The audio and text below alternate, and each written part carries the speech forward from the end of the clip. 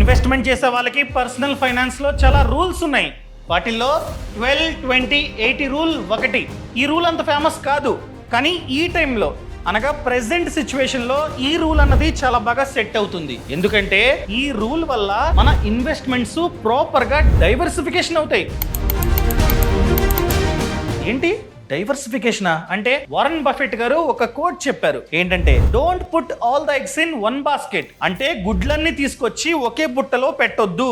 పొరపాటున ఆ బుట్ట కింద పడింది అనుకోండి, గుడ్లన్నీ పగిలిపోతాయి. అదే మనం కనుక గుడ్లన్నీ తీసుకెళ్లి ఒకే బుట్టలో కాకుండా ఒక బుట్టలో కొన్ని గుడ్లు, ఇంకో బుట్టలో ఇంకొన్ని గుడ్లు, ఇంకో బుట్టలో ఇంకొన్ని గుడ్లు, ఈ విధంగా డైవర్సిఫికేషన్ చేసుకున్నాం అనుకోండి, ఒక బుట్ట కింద పడినా కొన్ని గుడ్లే పోతాయి, కానీ మిగతా బాస్కెట్స్ సేఫ్ గా ఉంటాయి, ఆ గుడ్లు సేఫ్ గా ఉంటాయి. ఇన్వెస్ట్మెంట్లు కూడా అంతే. డబ్బంతా తీసుకెళ్లి ఒకే చోట పెట్టకూడదు. డైవర్సిఫై చేసుకుని డిఫరెంట్ ఇన్వెస్ట్మెంట్ ఆప్షన్స్ లో పెట్టాలి. ఒక దాంట్లో లాస్ వచ్చినా మిగతా దాంట్లో లాభాలు వస్తాయి కాబట్టి కవర్ అయిపోతుంది మన పోర్ట్ఫోలియో. అర్థమైందండి? అలా డైవర్సిఫై చేసుకోవాలి. దానికి ఈ రూలు చాలా బాగా సెట్ అవుతుంది. ఇంకా రూల్ ఏంటో చూద్దాం. ముందుగా 12. ఈ రూల్ ఏం చెప్తుందంటే, ఇన్వెస్ట్మెంట్ కంటే ముందు ఎమర్జెన్సీ ఫండ్ ని క్రియేట్ చేసుకోండి అని చెప్తుంది. ముఖ్యంగా ఈ రూలు బిగినర్స్ కి చాలా బాగా సెట్ అవుతుంది. అంటే రీసెంట్ గా ఎవరైతే సంపాదన స్టార్ట్ చేశారో, ఎవరైతే కొత్తగా ఇన్వెస్ట్మెంట్ చేస్తున్నారో వాళ్ళకి చాలా బాగా సెట్ అవుతుంది. వాళ్ళకి ఏం చెప్తుందంటే ఈ రూలు, ఇన్వెస్ట్మెంట్ కాదు ముఖ్యం, ముందు ఎమర్జెన్సీ ఫండ్ ని క్రియేట్ చేసుకోండి. ఎమర్జెన్సీ ఫండా అంటే ఏంటి? సింపుల్ అండి. ఫ్యూచర్ లో ఏదైనా ఎమర్జెన్సీ సిచ్యువేషన్ వస్తే ఈ డబ్బుని మనమైతే యూజ్ చేసుకోవచ్చు. ఫర్ ఎగ్జాంపుల్ 2021-20లో కరోనా వచ్చింది. అప్పుడు చాలా మందికి జాబ్ పోయింది. ఆ సమయంలో ఎమర్జెన్సీ ఫండ్ చాలా మంది దగ్గర లేదు. వాళ్ళు ఏం చేశారు? జాబ్ పోయింది, ఇన్కమ్ లేదు అని చెప్పి వాళ్ళని వీళ్ళని అప్పు అడిగారు. అది కూడా ₹2 వడ్డీకి, ₹3 వడ్డీకి, ఈ విధంగా హ్యాండ్ లోన్ ని తెచ్చుకున్నారు. కొందరైతే ఉన్న సేవింగ్స్ ని లేదా ఉన్న ఇన్వెస్ట్మెంట్స్ ని తీసేశారు. ఫర్ ఎగ్జాంపుల్, వాళ్ళు మ్యూచువల్ ఫండ్స్ లోనో స్టాక్ మార్కెట్ లోనో కాస్త డబ్బు ఇన్వెస్ట్మెంట్ చేసుకుని ఉంటారు. కానీ అలాంటి పాండమిక్ టైంలో stock market, mutual funds down లో ఉంటాయి, అంటే లాసెస్ లో రన్ అవుతుంటాయి. అలాంటి లాస్ లో ఉన్న పోర్ట్ఫోలియోని తీసి చాలా మంది ఖర్చులకి యూజ్ చేసుకున్నారు. ఎందుకండి అంత కర్మ? ఎందుకంటే ఎమర్జెన్సీ ఫండ్ లేదు. సో అందుకని ఇలాంటి సిచ్యువేషన్ ఫ్యూచర్ లో ఎవరికి రాకుండా ఉండాలంటే, అంటే ఉన్న ఇన్వెస్ట్మెంట్ ని తీయకుండా ఉండాలంటే ఎమర్జెన్సీ ఫండ్ ఉండాలని ఈ రూల్ చెప్తుంది. జనరల్ గా ఎమర్జెన్సీ ఫండ్ ఎంత ఉండాలంటే 12 months ఆఫ్ యువర్ ఎక్స్పెన్సెస్. అంటే నెలవారీ ఖర్చు ఎంతైతే ఉంటుందో ఇంటూ 12. ఫర్ ఎగ్జాంపుల్, మీ నెలవారీ ఖర్చు అంటే రెంట్, గ్రోసరీస్కి, దానికి దీనికి, ఈఎంఐస్కి అంతా కలిపి మీరు బ్రతకడానికి, అంటే మీరు మీ కుటుంబం బ్రతకడానికి 40,000 ఖర్చు అవుతుంది అనుకుందాం నెలకి. సో 40,000 ఇంటూ 12 అంటే 12 months కదా. 40,000 ఇంటూ 12 అంటే 4,80,000. ఈ 4,80,000 మీ యొక్క ఎమర్జెన్సీ ఫండ్. ఫస్ట్ దీన్ని క్రియేట్ చేసుకోండి అని చెప్తుంది. అందుకనే 12 months. అర్థమైందండి? ఇంత డబ్బుని మనం క్రియేట్ చేసుకోవాలంటే ప్రతి మంత్ కాస్త డబ్బుని వేరే బ్యాంక్ అకౌంట్ లోకి ట్రాన్స్ఫర్ చేస్తూ ఉండండి. 5,000, 10,000, 6,000 మీ ఇష్టం, మీ కెపాసిటీ. ఎప్పుడైతే 4,80,000 ఈ అకౌంట్ లో ఫిల్ అవుతుందో అప్పుడు దాన్ని ఎమర్జెన్సీ ఫండ్ రూపంలో దాచుకోండి. ఇది 4,80,000 ఫిల్ అయిన తర్వాతే ఇన్వెస్ట్మెంట్ ని స్టార్ట్ చేయండి అని చెప్పి ఈ రూల్ చెప్తుంది. అప్పటి వరకు ఇన్వెస్ట్మెంట్స్ ని చేయకండి. ఫస్ట్ ప్రయారిటీ ఇది అని చెప్తుంది. మీరు అడగొచ్చు, 4,80,000 క్రియేట్ అయిన తర్వాత దాన్ని ఎక్కడ దాయాలండి? ఫ్యూచర్ లో ఎమర్జెన్సీ వస్తే వెంటనే తీసుకునేటట్టు ఉండాలి కదా. ఆ 4,80,000 ఎక్కడ పెట్టాలి? సేవింగ్స్ అకౌంట్ లోనా? మీరు కనుక సేవింగ్స్ అకౌంట్ లో పెడితే పెద్దగా వడ్డీ రాదు. నన్ను అడిగినట్లయితే ఎఫ్డి చేయండి, ఫిక్స్డ్ డిపాజిట్. ఈ ఎఫ్డి అన్నది వన్ ఆఫ్ ది బెస్ట్ అయిన liquid investment option. Liquid investment option అంటే ఫ్యూచర్ లో ఎమర్జెన్సీ అయ్యి డబ్బు కావాలంటే వెంటనే మీరైతే డబ్బుని విత్డ్రా చేసుకోవచ్చు. అర్థమైందా? ఓన్లీ ఇదే కాదు, ఇంకొన్ని ఉన్నాయి. For example liquid mutual funds. మీరు కావాలంటే లిక్విడ్ మ్యూచువల్ ఫండ్స్ లో కూడా ఇన్వెస్ట్మెంట్ చేసుకోవచ్చు. అక్కడ కూడా మ్యాక్స్ టు మ్యాక్స్ 1 day లో మీ డబ్బు మీ చేతుల్లో ఉంటుందన్నమాట. అర్థమైందండి? సో వీటిల్లో ఈ డబ్బుని ఇన్వెస్ట్మెంట్ చేసుకుంటే మంచిగా రిటర్న్స్ రావడానికి ఛాన్స్ ఉంది. అదే సేవింగ్స్ ఖాతాలో పెట్టుకున్నారనుకోండి, పెద్దగా రిటర్న్స్ రావు, వడ్డీ రాదు. కానీ ఎఫ్డీలో మీరు కనుక సరిగ్గా ప్లాన్ చేసుకుంటే, ఒకవేళ మీరు కనుక స్మాల్ ఫైనాన్స్ బ్యాంకుల్లో ఎఫ్డి చేస్తే మీకు 5% నుండి 9% వరకు వడ్డీ రావడానికి ఛాన్స్ ఉంది. మీరు అడగొచ్చు, అదేంటి స్మాల్ ఫైనాన్స్ బ్యాంకుల్లో మా డబ్బుని ఇన్వెస్ట్మెంట్ చేసుకుంటే బెటరేనా, సేఫేనా? సేఫే. ఒకవేళ మీరు కనుక 5 lakhs కంటే తక్కువ డబ్బుని స్మాల్ ఫైనాన్స్ బ్యాంకుల్లో పెడుతున్నట్లయితే సేఫే. సో నార్మల్ బ్యాంక్స్ తో కంపేర్ చేస్తే స్మాల్ ఫైనాన్స్ బ్యాంకుల్లో వడ్డీ ఎక్కువ ఉంటుంది. ఫర్ ఎగ్జాంపుల్ మీరు కనుక లిక్విడ్ మ్యూచువల్ ఫండ్స్ లో పెట్టారనుకోండి, మేబీ 5%, 6, 7, మ్యాక్స్ టు మ్యాక్స్ 7 ఈ విధంగా రావడానికి ఛాన్స్ ఉంది. కానీ మీరు కనుక స్మాల్ ఫైనాన్స్ బ్యాంకుల్లో ఎఫ్డి ఖాతాని ఓపెన్ చేసి డిపాజిట్ చేస్తే 8%, 9% ఈ విధంగా వడ్డీ రావడానికి ఛాన్స్ ఉంది. అందుకనే స్మాల్ ఫైనాన్స్ బ్యాంకుల్లో మీరైతే ఎఫ్డి చేసుకోవచ్చు. డిఐసిజిసి ఉంది, అంటే ఆర్బిఐ నుండి ఇన్సూరెన్స్ ఉంది. అందుకనే 5 lakhs కంటే తక్కువ డబ్బుని డిపాజిట్ చేసుకోండి. ఫర్ ఎగ్జాంపుల్ మీరు ఒక 4 lakhs ని డిపాజిట్ చేశారు స్మాల్ ఫైనాన్స్ బ్యాంక్ లో, ఆ బ్యాంకు దివాలా తీస్తుంది అనుకోండి, ఆర్బిఐ ఈ 4 lakhs ప్లస్ వడ్డీని మీ చేతుల్లో పెడుతుంది. 5 lakhs లోపు డబ్బుని మీ చేతుల్లో పెడుతుంది. ఒకవేళ మీరు కనుక 10 lakhs పెట్టారనుకోండి, 5 lakhs వస్తాయి. అర్థమైందండి? ఇలా మీరైతే ప్లాన్ చేసుకోండి. ఒకవేళ ఫ్యూచర్ లో డబ్బు కావాలన్నా ఇన్స్టెంట్ గా మీరైతే విత్డ్రా చేసుకోవచ్చు. మీరు అడగొచ్చు, ప్రెసెంట్ ఏ బ్యాంక్ లో ఎక్కువ వడ్డీ ఉందో మాకెలా తెలుస్తుంది? ఏం కంగారు పడకండి, ఒక యాప్ ఉంది. యాప్ పేరు స్టేబుల్ మనీ. యాప్ పేరు స్టేబుల్ మనీ. నేను నా ఫోన్లో ఆ యాప్ని ఓపెన్ చేస్తున్నా, చూడండి. స్టేబుల్ మనీ ఇదనమాట. ఈ యాప్లో అడ్వాంటేజ్ ఏంటంటే 200 బ్యాంకుల వడ్డీ రేట్లను మీరైతే చెక్ చేసుకోవచ్చు. అర్థమైందండి? ఫర్ ఎగ్జాంపుల్ XYZ అనే బ్యాంక్లో వడ్డీ ఎక్కువ ఉంది. ఫర్ ఎగ్జాంపుల్ ఈ బ్యాంకే. ఒకవేళ ఈ బ్యాంక్లో మీరు కనుక మీ డబ్బుని ఇన్వెస్ట్మెంట్ చేసుకోవాలంటే ఎక్కడికి వెళ్ళాల్సిన అవసరం లేకుండా, అంటే ఈ బ్యాంకుకి వెళ్ళాల్సిన అవసరం లేకుండా డైరెక్ట్గా ఈ యాప్ ద్వారా మీరైతే ఇన్వెస్ట్మెంట్ చేసుకోవచ్చు. అండ్ ఈ బ్యాంక్లో సేవింగ్స్ ఖాతాని ఓపెన్ చేయాల్సిన అవసరం కూడా లేదు. డైరెక్ట్గా ఇక్కడ క్లిక్ చేసి వడ్డీ చూసుకొని మీరైతే ఇన్వెస్ట్మెంట్ చేసుకోవచ్చు. అర్థమైందండి? ఈ యాప్లో 1000 రూపాయల నుంచి ఎఫ్డిని స్టార్ట్ చేసుకోవచ్చు. నేను చెప్పేది ఏంటంటే ఎంతైతే ఎమర్జెన్సీ ఫండ్ ఉందో దాన్ని వీటిల్లో ఇన్వెస్ట్మెంట్ చేసుకోవచ్చు కావాలంటే. కానీ 5 lakhs కంటే తక్కువే ఆ డబ్బు అన్నది ఉండాలన్నమాట. ఇలా మీరు ఎక్కడికి వెళ్ళాల్సిన అవసరం లేకుండా, ఈ బ్యాంకులో సేవింగ్స్ ఖాతాని ఓపెన్ చేయాల్సిన అవసరం లేకుండా డైరెక్ట్గా ఇన్వెస్ట్మెంట్ చేసుకోవచ్చు. ఆల్రెడీ చెప్పా, మీ డబ్బు సేఫేనా? సేఫే. 5 lakhs కంటే తక్కువ డబ్బుని ఇన్వెస్ట్మెంట్ చేసుకుంటే మీ డబ్బు సేఫే. అందుకనే 5 lakhs కంటే తక్కువే ఇన్వెస్ట్మెంట్ చేయమని నేనైతే చెప్తున్నా, అందుకంటే ఎక్కువ వద్దు. అండ్ ఫ్యూచర్లో మీకు డబ్బు కావాలి, ఎలా? వెంటనే ఇదే యాప్ ద్వారా మీరైతే విత్డ్రా చేసుకోవచ్చు. డైరెక్ట్గా డబ్బు మీ బ్యాంక్ అకౌంట్లో పడుతుంది. మీరు ఎంతైతే డబ్బుని ఇన్వెస్ట్మెంట్ చేస్తున్నారో ఆ డబ్బు ఈ యాప్కి వెళ్ళదు. ఈ యాప్ ద్వారా ఆ బ్యాంకులోకి వెళ్తుంది. ఆ బ్యాంకులో ఎఫ్డి అవుతుంది. ఆ బ్యాంకు నుండి మీకైతే మెయిల్ కూడా వస్తుంది. అర్థమైందండి? ఇది జస్ట్ ప్లాట్ఫామ్ మాత్రమే. ఈ యాప్కి మీరు డబ్బులు కట్టట్లేదు. అర్థమైందండి? సో ఇలా మీరు చెక్ చేసుకోవచ్చు ఏ బ్యాంకులో వడ్డీ ఎక్కువ ఉందో. ఫర్ ఎగ్జాంపుల్ ఈ బ్యాంకులో చూసుకున్నట్లయితే 8.55 మ్యాక్స్ టు మ్యాక్స్. చూద్దామండి. సో ఎవరికి ఎక్కువ ఉంది?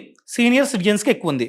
అది కూడా 2 years. చూస్తున్నారా? 2 yearsకి సీనియర్ సిటిజన్స్కి 8.55 ఉంది. మనకి చూసుకున్నట్లయితే 8.05. సో నచ్చితే డైరెక్ట్గా మీరు చేసుకోవచ్చు అనమాట. అండ్ అదేవిధంగా ఇంకొన్ని బ్యాంకులు ఉన్నాయి. ఇలా ప్రతి బ్యాంక్ యొక్క వడ్డీ రేట్లు ఇక్కడ చూసుకోవచ్చు. ఫర్ ఎగ్జాంపుల్ ఇక్కడ సెర్చ్, ఇదిగోండి ఏ బ్యాంకులు ఎక్కువ ఉంది. ఎగ్జాంపుల్గా టెన్యూర్ మీరు 2 to 3 years అనుకుంటున్నారు. 2 to 3 years అనుకుంటున్నారు. 2 to 3 yearsకి ఏ బ్యాంకులు ఎక్కువ ఉంది? ఫర్ ఎగ్జాంపుల్ ఈ బ్యాంకు 1000 ఒక రోజులా టెన్యూర్కి చూసుకున్నట్లయితే 9.1. అండ్ సూర్యోదయ్ 3 yearsకి 8.8. 2 years 6 monthsకి చూసుకున్నట్లయితే 8.8. అండ్ ఉత్కర్ష్ స్మాల్ ఫైనాన్స్ బ్యాంక్కి 8.75. ఇలా మీరైతే చూసుకోవచ్చు. చూసుకొని డైరెక్ట్గా మీరు కావాలంటే ఇన్వెస్ట్మెంట్ చేసుకోవచ్చు. నేను బ్యాక్ వస్తున్నా, ఇదిగోండి ఇలా మీరైతే అన్ని బ్యాంకుల వడ్డీ రేట్లను కంపేర్ చేసుకోవచ్చు. అర్థమైందండి? ఇలా చూసుకొని కావాలంటే ఇన్వెస్ట్మెంట్ చేసుకోవచ్చు. క్లియర్? మీరు ఇన్వెస్ట్మెంట్ చేసిన తర్వాత డబ్బు ఎమర్జెన్సీ వచ్చి కావాలంటే ఇదే యాప్ ద్వారా విత్డ్రావల్ కూడా చేసుకోవచ్చు. ఆ బ్యాంకు డైరెక్ట్గా మీ అకౌంట్లోకి డబ్బుని ఇచ్చేస్తుంది అనమాట. మీరు అడగొచ్చు, పెనాల్టీ ఉంటుందా? ఉంటుంది. ఎగ్జాంపుల్గా మీరు XYZ అనే బ్యాంక్లో వడ్డీ చూసుకున్నట్లయితే 8%కి ఎఫ్డి చేశారనుకుందాం. సో పెనాల్టీ ఎలా ఉంటుందంటే మీరు ఇన్వెస్ట్మెంట్ చేసిన డబ్బు మీద పెనాల్టీ ఉండదు. వాళ్ళు ఎంతైతే వడ్డీని ఆఫర్ చేశారో ఆ వడ్డీ మీద 1% పెనాల్టీ ఉంటుంది. ఫర్ ఎగ్జాంపుల్ మీరు 3 years టెన్యూర్ ని చూస్ చేసుకున్నారు. 3 yearsకి 8% అనుకుందాం. సో 1 year తర్వాత ఎమర్జెన్సీ వచ్చింది, తీసుకుంటున్నారు, బ్రేక్ చేస్తున్నారు, ఎఫ్డిని బ్రేక్ చేస్తున్నారు కనుక వాళ్ళు ఆఫర్ చేసిన వడ్డీ మీద పెనాల్టీ. వాళ్ళు ఏం చెప్తారు? మీరు టెన్యూర్ కంటే ముందు తీసుకుంటున్నట్లయితే మేము ఆఫర్ చేసిన వడ్డీ మీద 1% పెనాల్టీ అంటారు. 1% తీసేయండి, 7%. అట్లీస్ట్ మనకి 7% వడ్డీ లెక్కేసి వెనక్కిస్తారు కదా, విచ్ ఇస్ గుడ్. అందుకనే సింపుల్ గా మీ అకౌంట్ లో ఉంచుకోకుండా ఇలా ఎఫ్డి చేసుకోండి. అవసరం వస్తే మీరు విత్డ్రా కూడా చేసుకోవచ్చు అని చెప్తున్నా. అర్థమైందండి? ఈ స్టేబుల్ మనీ యాప్ లింక్ కింద డిస్క్రిప్షన్ లో పక్కన కామెంట్స్ లో ఉంది. ఏంటంటే ఈజీ చేస్తుంది ప్రాసెస్ ని. అంటే మీరు ప్రతి బ్యాంక్ వెళ్ళి అడగాల్సిన అవసరం లేకుండా డైరెక్ట్ ఇక్కడ చెక్ చేసుకుని అండ్ ఈ బ్యాంకుల్లో అకౌంట్ కూడా ఓపెన్ చేయాల్సిన అవసరం లేకుండా డైరెక్ట్ గా ఇన్వెస్ట్మెంట్ చేసుకోవచ్చు. టైం ఆదా అవుతుంది. అర్థమైందండి? ఇది ఈ రూల్ లో ఫస్ట్ వన్. ఇంకా సెకండ్ వన్ చూసుకున్నట్లయితే 20 అంటే మీరు ప్రతి మంత్ ఎంతైతే డబ్బుని ఇన్వెస్ట్మెంట్ చేద్దాం అనుకుంటున్నారో ఆ డబ్బులో 20% గోల్డ్ లో ఇన్వెస్ట్మెంట్ చేయమని ఈ రూల్ చెప్తుంది. అర్థమైందండి? మీరు ప్రతి మంత్ 10,000 ఇన్వెస్ట్మెంట్ చేద్దాం అనుకుంటున్నట్లయితే 10,000 లో 20% అంటే 2,000 గోల్డ్ లో ఇన్వెస్ట్మెంట్ చేయమని ఈ రూల్ చెప్తుంది. మీరు అడగొచ్చు, గోల్డ్ లో మంచి రిటర్న్స్ వస్తాయా? ఎందుకు రావండి? ఫర్ ఎగ్జాంపుల్ 1970 నుండి 2025 వరకు చూసుకున్నట్లయితే గోల్డ్ 13.3% రిటర్న్ ని జనరేట్ చేసింది. అంత ఇచ్చింది రిటర్న్.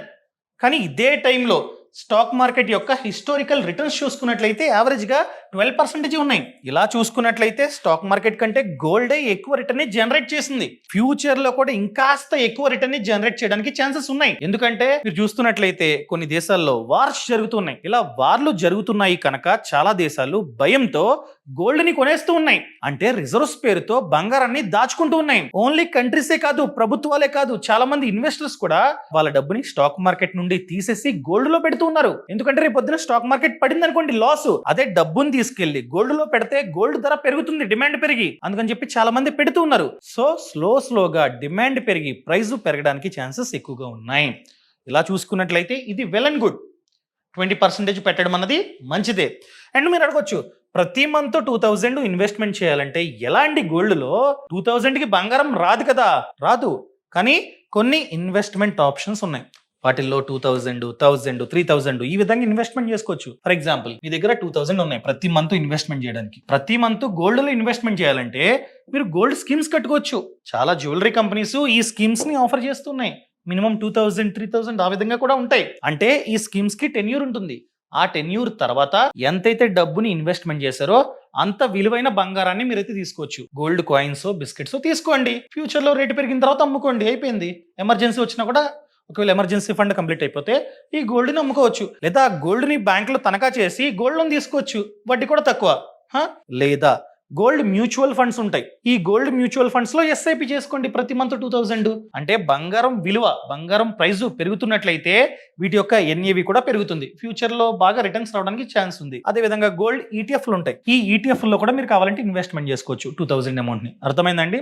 అండ్ అదే విధంగా 80 అంటే ఆల్రెడీ చెప్పా, మంత్లీ ఇన్వెస్ట్మెంట్ లో మీరు మంత్లీ ఎంతైతే ఇన్వెస్ట్మెంట్ చేద్దాం అనుకుంటున్నారో దాంట్లో 20% గోల్డ్ లో పెట్టండి అని చెప్పింది ఈ రూల్. ఇంకా రిమైనింగ్ 80% దాన్ని చెప్పేదే 80. రిమైనింగ్ 80% ఈక్విటీలో ఇన్వెస్ట్మెంట్ చేయమని ఈ రూల్ చెప్తుంది.